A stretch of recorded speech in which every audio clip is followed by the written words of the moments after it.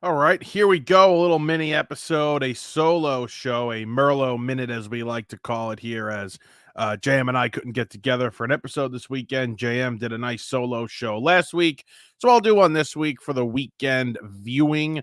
Thank you very much if you are tuning in. We really appreciate it. A little bit of housekeeping. Obviously, we're in August now. It's August 2nd, so we're getting locked and loaded for the football season, and we're very excited. So we're going to touch on football today a little bit on the surface, but I mean, I would expect in the next episodes, really, it's going to be a hard lean on football. Even though our baseball teams are in it and we're excited about that, it's going to be a hard lean into football as we get set for the most exciting time of the year, postseason baseball, the start of the NFL season, start of college football, and then even the start of the NBA and the NHL. So very excited for all of the great things coming. And for Hardline and BTO, a lot of great stuff with the football season coming up.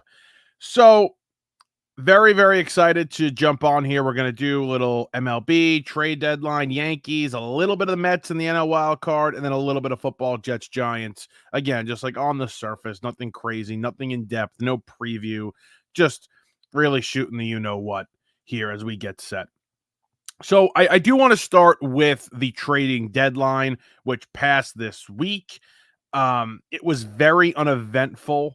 There were more trades leading up to the day than there actually were on the day. And it was a little bit more exciting leading up. I mean, you saw one of the top relief pitchers go, Estevez, to the Phillies. They got a haul for him.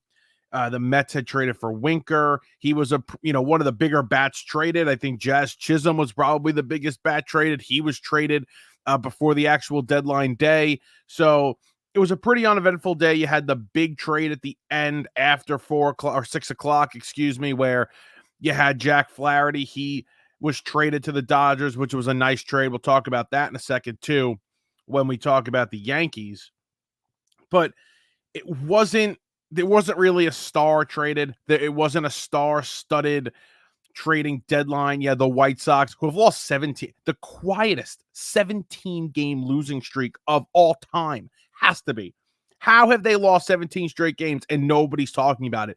They are gunning for the 1962 Mets record for most losses in a season. I'm very excited to see if they get that. I'm absolutely rooting for them. You want to see history. And of course, if it's your team on the bad side of history, you want to see another team break their record. So I'm definitely rooting for the White Sox to lose and lose and lose. But the White Sox had a couple of stars, Crochet, Luis Robert, they stay put. Now, Garrett Crochet was a very interesting scenario because there were a lot of asterisks next to a trade with him. It felt very difficult to get a trade going for Garrett Crochet just because of the demands that him and the agent ended up, requesting at the end here. And the GM of the White Sox was very upset. He wanted to move him.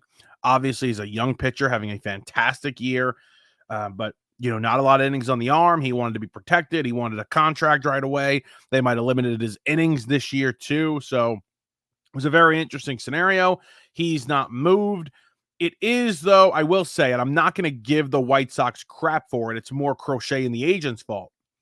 But it does feel like an offseason trade. So he will definitely be traded in the offseason for a nice return, especially if he can continue the year strong and continue to go deep into games. He hasn't done that of late. That was a little bit of a concern as well, I'm sure.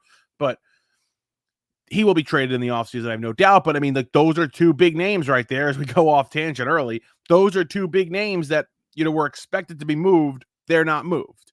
Tariq Skubal, I never understood for the life of me how he was going to be available for trade. I remember when Jacob deGrom was having, the unbelievable runs with the Mets and even Harvey early on. And I remember this, fantasy trade. I think MLB.com posted about it, like a fantasy trade. It was Chris Bryant in his rookie year, which was 2015, and Matt Harvey in 2015, who was having a great year coming off the injury. And they wrote about a fantasy trade, those, just a swap. And at the time, you would have said, oh, for the Mets, it makes sense. I mean, you don't want to trade Harvey, but crap, Chris Bryant might be a great player. Obviously, both didn't work out.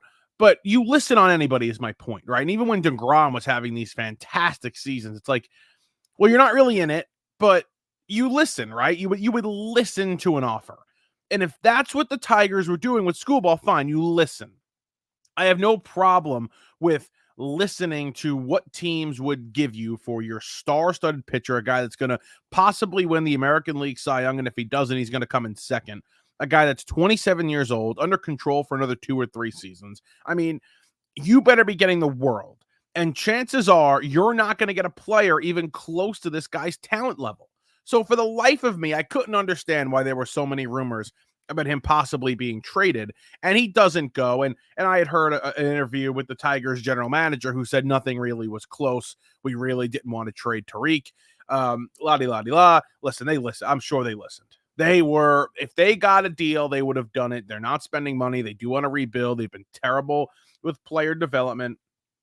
I'm sure all they want to do is rebuild and not have to potentially pay, an ace, $200 or $300 million at some point. But they keep Screwball, a great move, I think, and one of the better pitchers in the league. Good for him. He stays if he wanted to, and good for the Tigers for not giving up on a fantastic player. But he's not moved. So, again, another star not moved. I thought the Phillies, who came into, and granted, again, not many star-studded players were moved. And for the most part, I mean, the Phillies got one of the top relievers on the market. They got Austin Hayes, who's a solid outfielder, nothing crazy, but, he could start. He could be a platoon. He's on the, a fringe there. He wasn't getting the right opportunities this season with all the young guys the Orioles had. But I just felt like it was underwhelming just based on what I think the fans and the people in Philadelphia expected from Dave Dombrowski in a year where they've had the best record in baseball all season long and, really feel like they're the front runners to win, the whole thing. And they get embarrassed by the Yankees this week. They've been bad since the middle of, early July, really. They've just been an team. I think they're 500 over the last 6 weeks as well. So they've been reeling, and the lead in the National League East is starting to dwindle. It was 10, 11 games. Atlanta's 6 games back of them. The Mets are 8 games back of them. So the division is absolutely not wrapped up. The Phillies have some work to do. I thought they'd be a little bit more aggressive. They don't have the greatest farm system, very top heavy with a lot of top prospects. But I thought Philadelphia would have been a little bit more aggressive just because, listen, they don't have young guys on this team. They'll be around for a few years, but when you have the best record in baseball and you have pitchers pitching the way they are, they have 4 really good starting pitchers this season, you would think they would have a little bit more aggressive, but they still do a good job adding a high leverage reliever, adding a starting outfielder in their mind, adding another outfielder. So, the Phillies still should be considered the favorites in the NL, even struggling big time. We will see how that goes with Philadelphia. Jazz Chisholm's traded. One of the bigger names, one of the bigger bats traded. Jazz felt obvious that the Marlins and Peter Bendix, the new president over there, clearly going in the opposite direction. I mean, I think their payroll right now, like the players on the roster after the trading deadline was like $14 million, which is just absurdly, embarrassingly low. But they get young. They make a lot of trades. They get rid of a lot of veterans that were desirable. And even some young guys. Brian De La Cruz goes. So, I mean, Chisholm's not, a young guy. An older guy. He's a young guy. And he goes to the Yankees. We're going to talk about the Yankees specifically in a little bit. So we'll save the Chisholm talk and the Mets with Winker and the flurry of moves they made, the very small moves they made, Winker being the biggest one. But overall, it's a very underwhelming trading deadline. Jack Flaherty goes. Flaherty's having a very good season. I mean, he's going to get votes. He's going to come in 6th, 7th, for the AL Cy Young Award if he stays with the Tigers. He's having a very, very good season. And I heard the comparisons, talking to friends. Oh, well, the last time he was traded, he was good before he was traded. And, when he got traded, he stunk. Listen, he was having a much better season this year than he was in the first half of the other times he was traded. I mean, he's having a very elite level season for the Tigers. And I don't really know the prospect cost that the Dodgers gave up to go get him. But he's having an unbelievable 2.95 ERA, 106 innings, 133 strikeouts, ERA plus, average 100. His is 144. I mean, he's having one of the better. I mean, his ERA plus in 2019, where he came in 4th in NL Cy Young voting, was 152. He's right on par with the season that he had that year, where he was one of the best pitchers in baseball. Really just having a fantastic season. Yeah, last season when he was traded from the Cardinals, he was having an okay season. 109 innings, 106 strikeouts, league average pitcher. His ERA plus was 100. He had a 4.43 ERA, a little high. He goes to Baltimore. He stunk. Yeah, 100%. But he's having a great season with the Tigers. And I thought any team contending in need of a big time starting pitcher should have absolutely went out there and got him. The Dodgers, always ultra aggressive. They have so many injuries to that starting rotation. If they get anybody back this season, that is a major plus. They're going to have one of the better starting rotations in the league. I mean, but even right now, I mean, Glasnow and Yamamoto, if he comes back, and Flaherty's not one of the better 1, 2, 3 punches in the league. It absolutely is. So the Dodgers still scary. Dodgers are still a scary team at the moment. What else around the league here? The Cardinals didn't really. They traded for Fetty. I wanted the Mets to get Eric Fetty. I wanted the Mets to sign Eric Fetty. But they don't. The Padres, ultra aggressive always. And again, look at what the Padres gave up. They gave up a lot of their top 10 prospects for some good relief pitchers. Now, the problem with giving up relief pitchers, trading for relief pitchers and trading top prospects for rental relief pitchers is that, I think Adam, the first guy they traded for, they gave a lot from Tampa. He's under control, but really I'm just talking about Scott here, Tanner Scott, who they gave up a ton to go get. You are giving up so much for a very volatile position that changes not only year to year, month to month, week to week. We've seen relievers in this town. We've seen Edwin Diaz look like the worst relief pitcher in baseball. And now the last month or so, he's been Edwin Diaz of 2022. So that's how the script flips sometimes with these relief pitchers. And you're giving up these top prospects. Tanner Scott has had a major control problem for years in his career. He's always had the stuff. Go back last season, he had really good stuff and shows flashes at times. And this season, he's put it together. In under no pressure whatsoever, he has really put it together in Miami this year and limited the walks, and his stuff is nasty.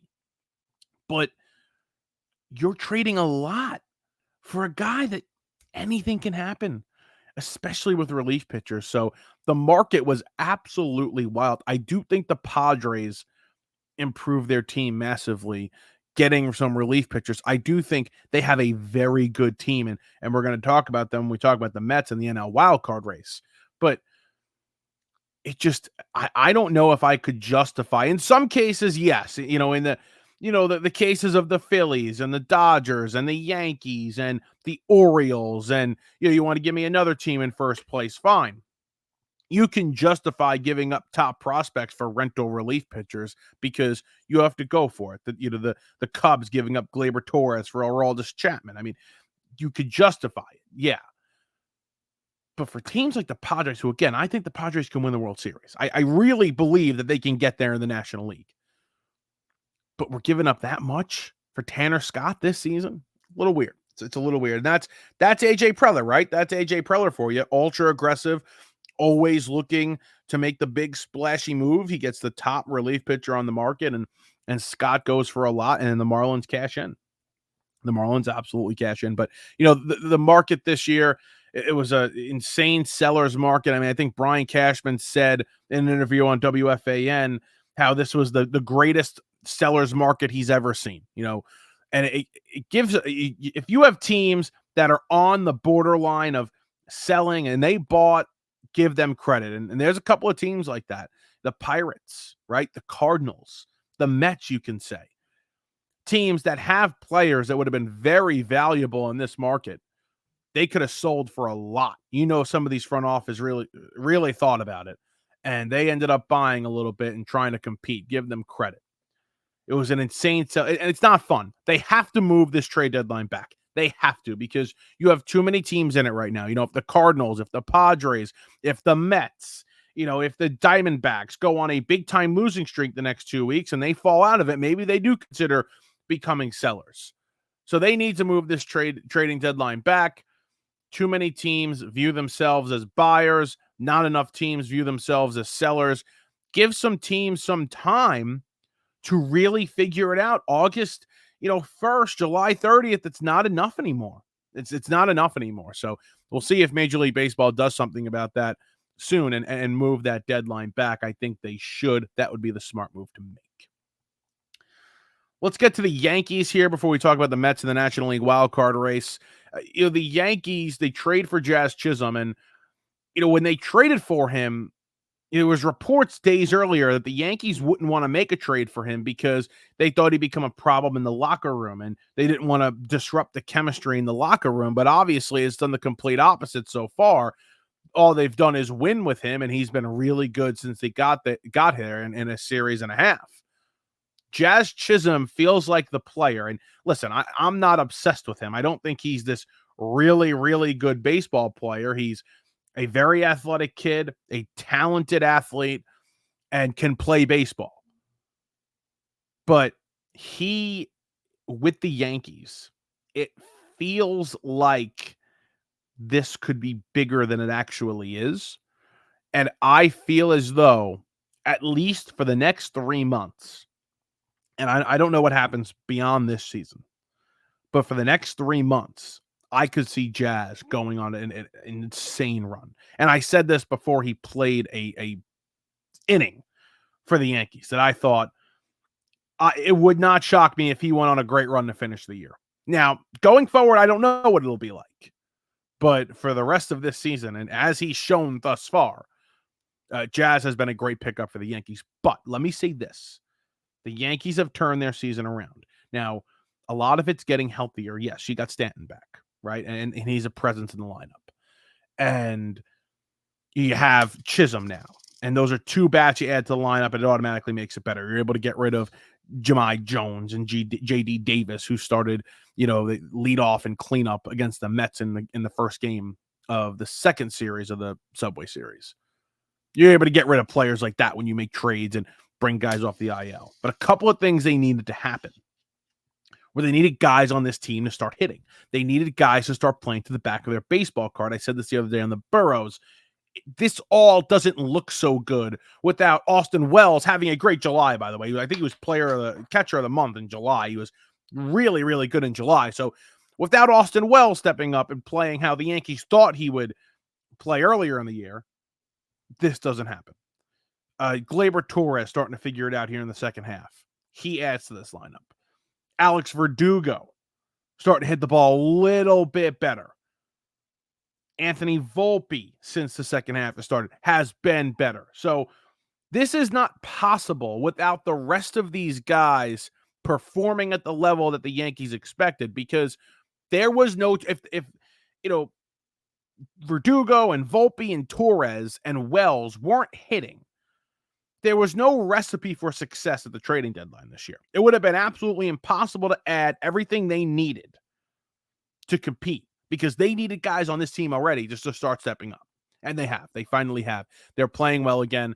And the Yankees look locked and loaded. They went on just this terrible run where they weren't winning a series. It was about a month and a half close to it, where they were just a bad baseball team. But luckily for them, Baltimore also went on a terrible run. So they didn't lose much ground. Now I think as of today, they're tied in the American League East. I'll say this. There were a couple of moves that the Orioles made, whatever. Nothing crazy. I would say right now, today, I think the Yankees win the American League East. I feel more comfortable in the Yankees' experience to win the American League East this season. So we'll see how that plays out. But the Yankees, they're playing really good ball. They just swept and embarrassed the Philadelphia. I don't want to say embarrassed. They didn't. The first game they did, sure. Two really good games at the end. The second game of that series going 12 innings. Clay Holmes giving you another heart attack in the day game on Wednesday. There were some really entertaining series with the Yankees and the Phillies. So those were fun to watch, those last two. And they're playing good ball. They need the pitchers to start performing, though. And they need Cortez, who was good in the last game against Philadelphia. They need Cole to get back from general body fatigue and figure it the hell out. He has not been good. Rodon seems as though he's figuring it out. That's good. Stroman, Stroman's MO. He's not good in the second half. I wouldn't expect anything from him. But they'll get Clark Schmidt back, and Luis Gil has looked good as well. So those are all big pluses for the Yankees. But I would have added a starter just because some insurance, just in case Cole went down, or Rodon started to struggle again, or the innings caught up to Gil, and yet you could move him to the bullpen. I would have added Flaherty. Cashman said it was close. Nothing really came of it after that, though. Is what it is. They don't get him, and now they move on with this rotation. And we'll see how the Yankees fare the rest of the season. I think they win the division. We'll see what happens. The Mets. I got to say this, and this might be a very negative view on things. That's fine. You could call me, a negative Nancy. The Mets are 57-51. They're a half a game out of a wild card spot. They're right in there. They're one of the top teams in the NL wild card race. And they're playing good ball. I like what they did at the deadline.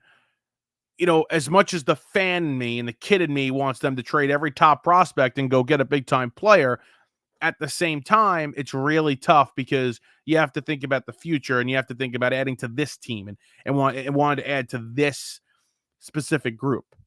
I think they added enough in the bullpen where you say, okay, you get a couple of guys back and you like your chances in the bullpen. Adding Winker's big, you add another bat and insurance if Nimmo or Bader goes down, or if Marte never comes back. You have some insurance and a really nice bat in Winker. I mean, he's having a really good year. He's stealing bags. He gets on base a lot. He's got pop. Really like the addition of Jesse Winker. He's a good player, having a very underrated year. So the Met deadline, I don't have a problem with the Met deadline. I really don't.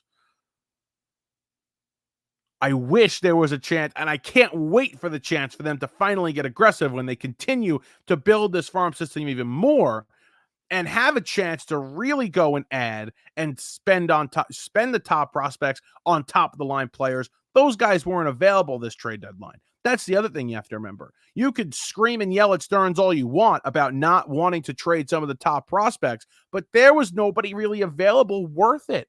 Again, you're going to trade a top prospect for a rental relief pitcher? There are very few instances where I would do that and could justify it. And you better be one of the top 4 or 5 teams in the league if you're going to do that. I think it's reckless what the Padres did.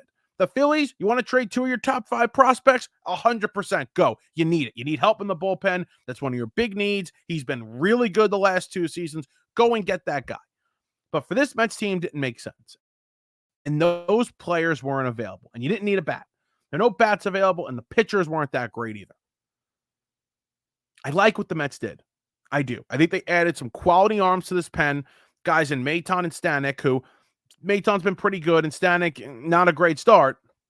Guys that have veteran experience in the postseason and have been good in the postseason of recent, couple of years now. Last couple of years, they've been good. So you trust those guys later in the year in pennant races, and then hopefully if you get to the postseason. I'm fine with the Met pen. The rotation, again, you had Blackburn, okay, innings eater at the back. Kodai Senga injury, it really hurts. I mean, if you had any hopes, as I did, of this team going on a run, which if they have Senga and they made these moves and improved the bullpen a little bit, then you do like your chances. I mean, you like your chances. I'm not going to lie to you. You have a frontline guy in Senga. You have Quintana, who's been really good this year. Minaya, who's been really good this year of late. I should say the last 2 months, those guys have been really good. Severino, outside of too many clunkers, has been good. Like, you like your chances with those guys and a good bullpen and a really good offense, which they are. I mean, you have to consider them a top 5 lineup, top 5 offense in baseball. I like my chances going on a run. Without Senga, it's tough. It's tough to really like your chances, but baseball's a crazy sport. And you never know what can happen if the bullpen does get hot late in the year, which I still believe it's absolutely capable of doing so, especially with Diaz pitching the way he has. You never know. But this wild card race is tough because you have the Diamondbacks, who made a couple of moves to add to that pen, had the success last year. If they get a couple of guys going over there, they're dangerous. They're a dangerous team. They're going to get Merrill Kelly back at some point. They'll have a nice 1-2 at the top of the rotation. They have the experience from last year. They scare me a little bit. The Padres, really good offense, added to the pen, better rotation than the Mets. I like the Padres too. I think the Padres can win the National League. I think the Braves, who have dealt with so much injury, are still really dangerous and could win the National League East still, by the way. Their pitching is just out of this world. Out of this world, their pitching is, and they're dealing with injury. Sale's going to win the Cy Young. Lopez has been great. Fried will come back. The bullpen's been really solid. They'll get Albies back at some point, I think. I'm pretty sure they're going to get Michael Harris back. Olsen is starting to play a lot better. He had been playing. Riley, same thing, was awful the first 2 or 3 months of this year. He's been really hot of late. They're going to get guys back. They're going to figure it out. It's not going to shock me when Atlanta, possibly, depending on matchup, goes on a run. Not going to shock me. So the Mets have their work cut out, and they have a tough road trip coming up. They got screwed with the scheduling. They're going to play Anaheim, the Angels, this weekend. Then they have a makeup game in St. Louis on Monday. So they go fly to St. Louis. Then they have, I think, a 3 or a 4 game set with Colorado. So they go back west to Colorado. I think my geography's right. And then they go back all the way west for the weekend, next weekend, to play the Mariners.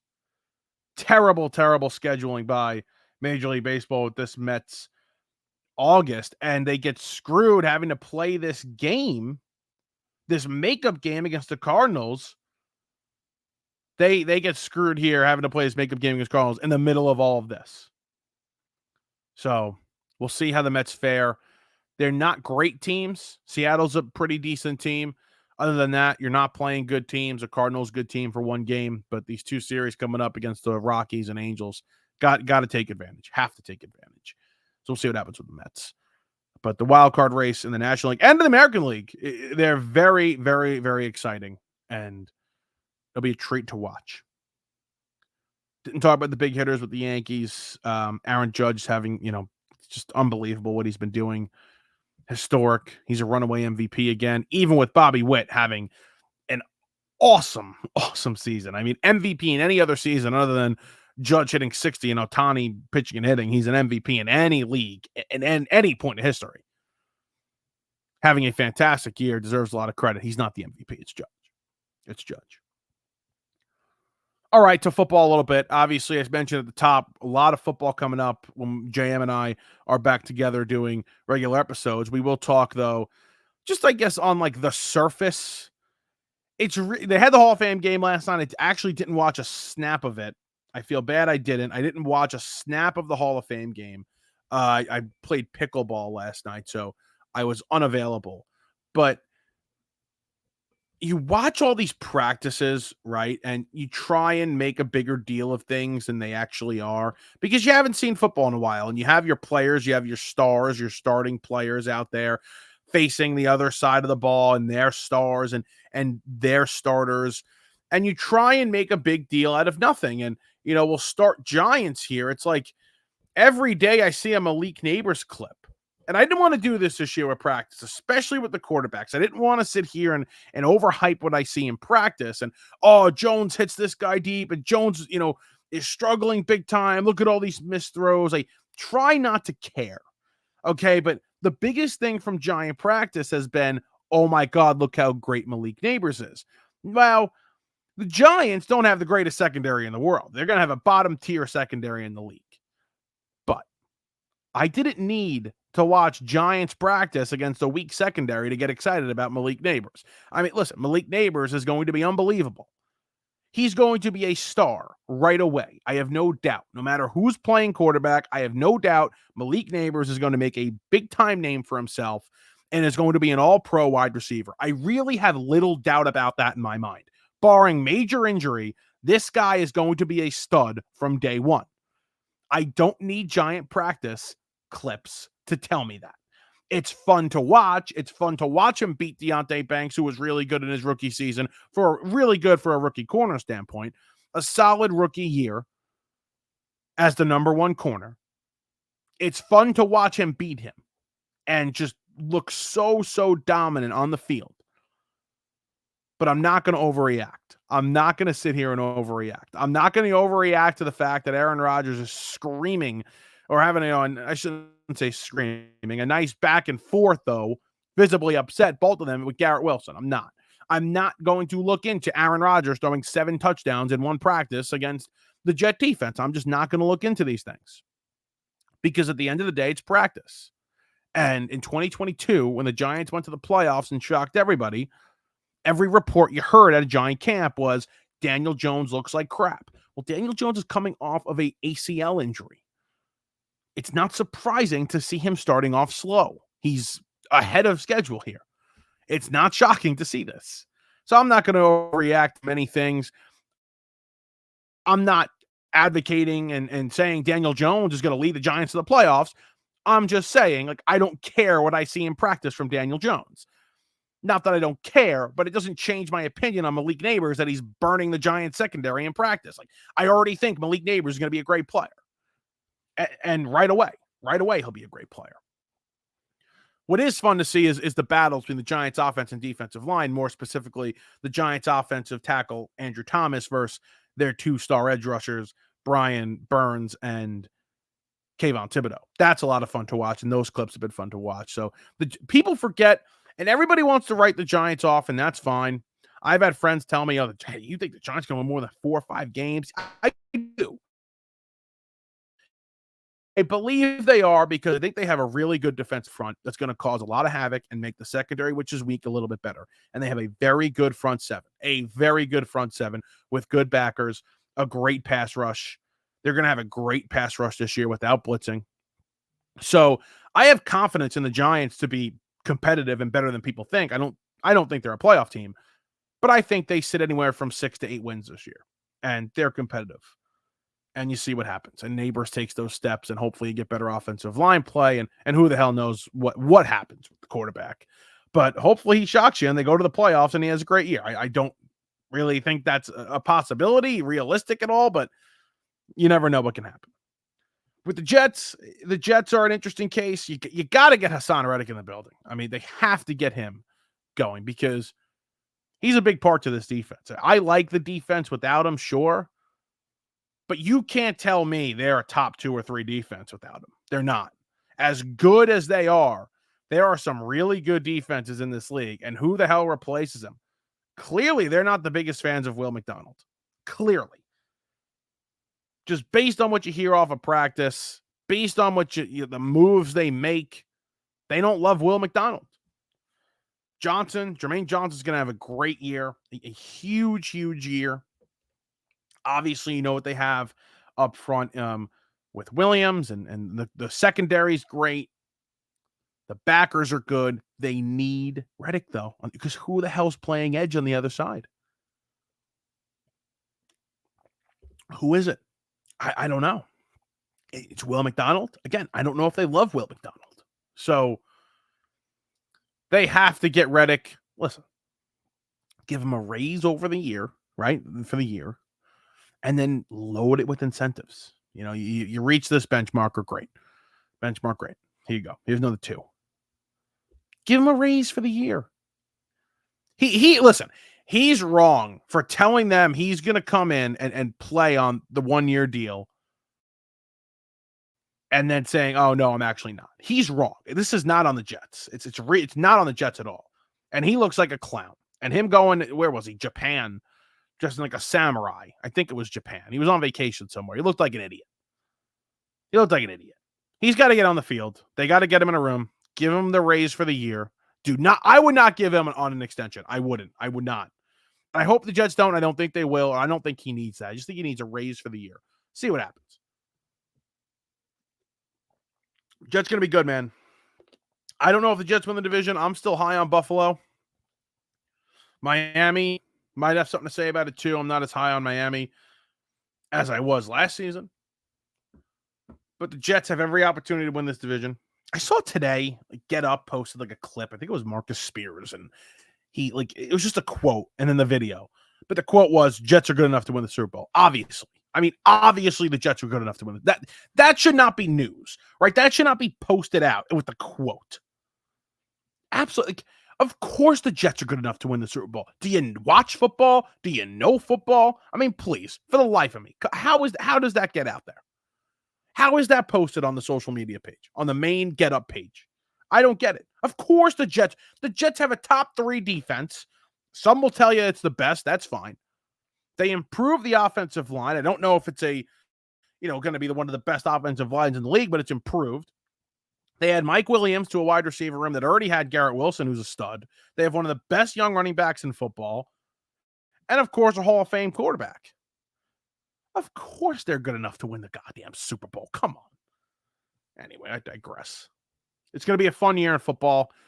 Cannot wait. I'm already thinking about just like sitting on my couch, getting ready for Red Zone, blanket on, drink in hand, ready to go. I can't wait to watch some football. Very excited for that. Baseball, though, really in the thick of things. We'll see what happens as the year winds down. That's going to do it for me, though. Make sure you're following our social media pages, liking and subscribing here on YouTube. That's where this episode is, YouTube. When we post a regular episode, Spotify podcast, rate, write a message. Let us know what you think. Love the feedback on YouTube. Really appreciate all the love there and on the social medias. We'll talk to you guys next time. Should be back next week. We'll let you know, though. Have a great rest of your weekend.